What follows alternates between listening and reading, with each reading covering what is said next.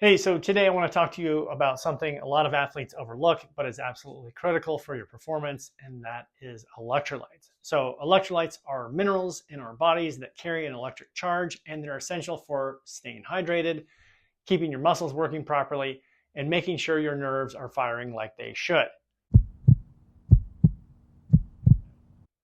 Hey, I'm Dr. Jason Barker. For the past 23 years, I've helped athletes boost performance, recover faster, and stay injury-free. As an athlete myself, I love learning science-backed strategies on training, recovery, supplements, and natural medicines to help keep you strong, healthy, and performing at your best. Okay, the 5 big ones you need to know about are sodium, potassium, calcium, magnesium, and chloride. So let me break these down for you and explain why each one matters so much. Okay, let's start with sodium.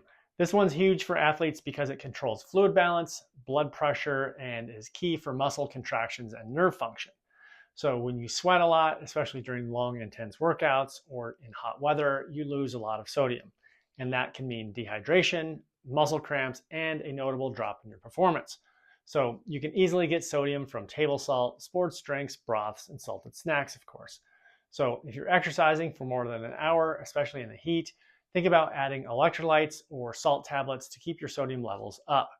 Now, I tend to naturally crave more sodium in the warmer months when I'm sweating more outside, so I kind of let that be my guide as well. Now, next up is potassium. So you can think of this as sodium's partner in crime. It helps balance fluids and supports muscle contractions. Low potassium can lead to fatigue, weakness, and muscle cramps, not what you want, of course. So it's generally tough for a person to run low on potassium. Most of the time you get enough from your food, but if you do sweat a lot during those long training sessions, make sure your electrolyte mix includes potassium. So the best food sources of potassium are, of course, bananas, but also sweet potatoes, avocados, spinach, and even coconut water. Be sure to increase your potassium-rich foods if you do sweat a lot. Okay, next up is calcium. So you probably think of calcium for strong bones, but it's also super important for muscle contractions and nerve signaling. So without enough calcium, your muscles might not contract the way they should, leading to weakness and or cramps. Aside from dairy products, you can get a lot of calcium in dark green leafies, almonds, and fortified plant milks. Those are all great sources of calcium. Now, you may want to consider a calcium supplement if you find yourself cramping up a bunch. All right, let's talk about magnesium. This is, of course, a big one for athletes. Magnesium helps your muscles relax, produces energy, and prevents cramps. It also keeps other electrolytes balanced, especially calcium and potassium. Now, foods rich in magnesium include nuts, seeds, whole grains, those leafy greens, and even dark chocolate and coffee are very rich sources of magnesium. Now, I'm of the belief that pretty much everyone can benefit from magnesium supplementation. It's so helpful in a lot of different areas, including sleep and muscle recovery. So personally, I supplement with about 200 milligrams of magnesium glycinate twice a day. Okay, lastly, there's chloride. So chloride teams up with sodium to balance those fluids, and it helps with stomach acid production for digestion.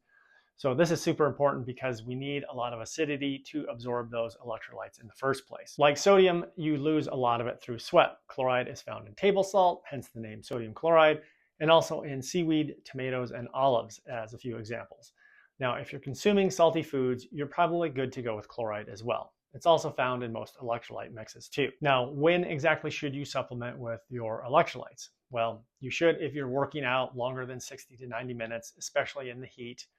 You should supplement if you sweat a lot or you're one of those people that has one of those salt crusts on your skin or clothes.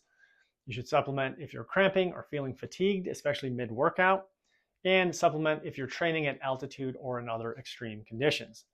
Now, generally, I consume a lot of electrolyte-rich foods. I supplement with magnesium, and then I listen to my body if I need more.